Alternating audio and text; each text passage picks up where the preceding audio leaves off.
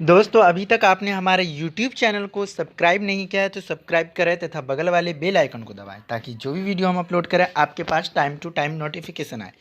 तो चलिए दोस्तों हम वीडियो स्टार्ट करते हैं। आज हम बात करेंगे धारा 107 आईपीसी क्या होता है। धारा 107 सीधा मतलब होता है कि शांति जो होता है उसको भंग करने के लिए लगाया जाता है, अशांति फैलाने के लिए, यानी उस चीज़ को करने के लिए किसी व्यक्ति को उकसाता है। यानी कि अगर गलत काम करने के लिए प्रोटेस्ट हो रहा है, उनको शांतिपूर्ण हो रहा है, पीसफुल, उनको वायलेंट बनाना, कोई एलिमेंट तत्व जो होता है असामाजिक तत्व वो उनको जो है कि वायलेंट प्रोटेस्ट बनाना चाहता है, तो उसी प्रकार में हम जो है धारा 107 लगा देते हैं, पुलिस लगा देती है इसको कंट्रोल करने के लिए। तो यहाँ पे हम समझेंगे उस चीज़ को करने के लिए किसी षड्यंत्र में एक या अधिक अन्य व्यक्तियों के साथ सम्मिलित होता है। यदि उस षड्यंत्र के अनुसार कोई कार्य या अवैध चूक होती है अथवा उस चीज़ के किए जाने में किसी कार्य या अवैध लोभ द्वारा जानबूझकर सहायता किया, जैसे किसी को बड़े बड़े राजनेता के द्वारा या और किसी के द्वारा वो जो है पूरी तरीके से संयोजित रहता है गलत काम करने के लिए, तो ये धारा 107 जो होती है पुलिस किसी असामाजिक तत्व को जो है कंट्रोल करने के लिए। अब यहाँ पे हम बात करेंगे फिर स्पष्टीकरण। अगर कोई व्यक्ति जानबूझकर दुर्व्यसन तात्विक तथ्य द्वारा जिसे प्रकट करने के लिए वह आबद्ध है, जानबूझकर छिपाने द्वारा स्वेच्छा से किसी चीज़ का क्या जाना कारित है अथवा कारित करने का प्रयत्न करता है, तो उसी चीज़ को करने के लिए उकसाना कहा जाता है। जैसे कि कोई चीज़ गलत है, उन चीज़ को करने के लिए दूसरा व्यक्ति कह रहा है ये चीज़ करो, तो वो उकसाना ही कहलाता है। उसके बाद या गलत तरीके से, जैसे किसी की प्रॉपर्टी जो जो प्रॉपर्टी का मालिक है मेन वो नहीं, और कोई मान ले कि जो ज़बरदस्ती दबंग टाइप का आदमी है वो उस पर कब्जा कर लेता है और जाता है नहीं, तो वो फिर क्या करता है, जा कर के वहाँ पे अपील कर देता है, पुलिस के पास एफआईआर करवा देता है कि सर हमको धरा रहा धमका रहा है कि हम आओगे तो यहाँ मारेंगे, ये वो दिस डैट। तो इस तरह में पुलिस क्या कहती है, धारा 107 लगा देती है कि मार। तो बाद में आपको धारा 107 से बचने के लिए क्या करना होगा, आपको वकील करना होगा, फिर उसकी जांच करवानी होगी। तो यहाँ पे बता रहा धारा 107 किसी बात का दुष्प्रेरण करना। भारतीय दंड संहिता की धारा 107 में दुष्प्रेरण के अपराध में समझाया गया कि दुष्प्रेरण का शाब्दिक अर्थ है किसी व्यक्ति को कोई कार्य करने के लिए, और यदि वह व्यक्ति कोई कार्य कर रहा है तो उससे वह कार्य करने से रोकने के लिए उकसाना या प्रेरित करना। जैसे किसी का अपना खुद का मकान बन रहा है, उसे दूसरा आदमी कह रहा नहीं ये मेरा है, उस तरह से उकसाना, तो वो गलत हो गया, वो धारा 107 में। जब किसी दुष्प्रेरण में कोई गैर कानूनी तत्व आ जाता है, ऐसे दुष्प्रेरण के अपराध की श्रेणी में आ जाता है। भारतीय दंड संहिता में दुष्प्रेरण के कई प्रकारों को समझाया गया।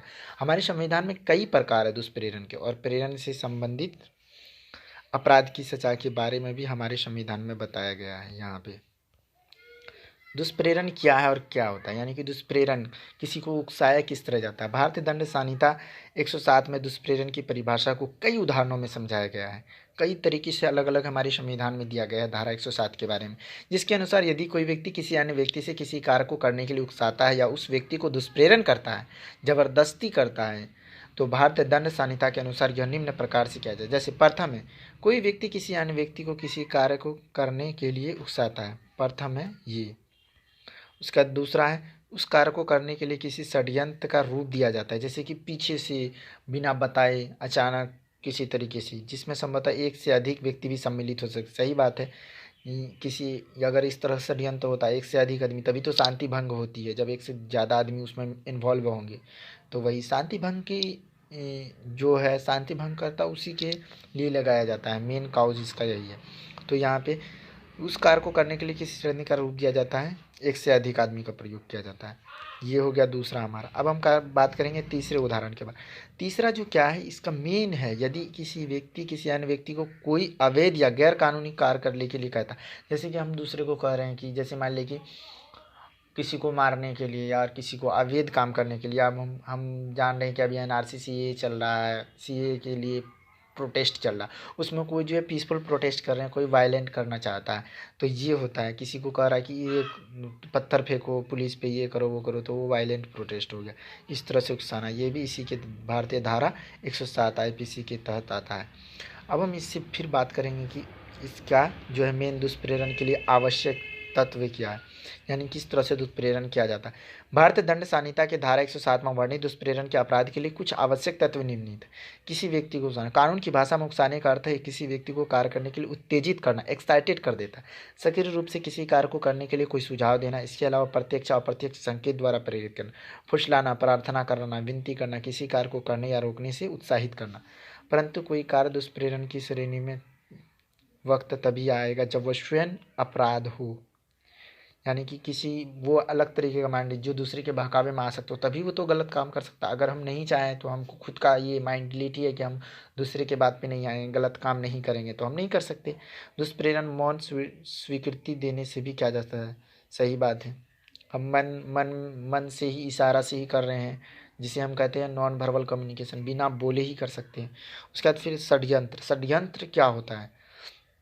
कोई व्यक्ति किसी अन्य व्यक्ति के साथ मिलकर षड्यंत्र द्वारा दुष्प्रेरण करता है। जब दो या दो से अधिक व्यक्ति एकत्र हो और वे किसी कार्य के लिए एकत्र हो, ऐसा कार्य षड्यंत्र करके किया जाता है। जैसे किसी को मारना, यानी किसी के साथ कुछ गलत करना, ये तो दो से अधिक रहता है तभी प्लानिंग के साथ करता है। दो या दो से अधिक है, ऐसा कोई करने से कोई अवैध या गैर कानूनी कार्य हो गया, सही बात है। सहायता द्वारा दुष्प्रेरण, जैसे हम किसी को सहायता दे रहे हैं रुपये की और किसकी की, तुम रुपया दे रहे हैं कि उसको मारो या और कुछ करो, तो वो हम रुपया किससे कर रहे हैं, ऐसा कार्य षड्यंत्र करके किया गया हो। कोई व्यक्ति किसी प्रकार का कार्य करके किसी अपराध के घटित होने में सहायता करता है।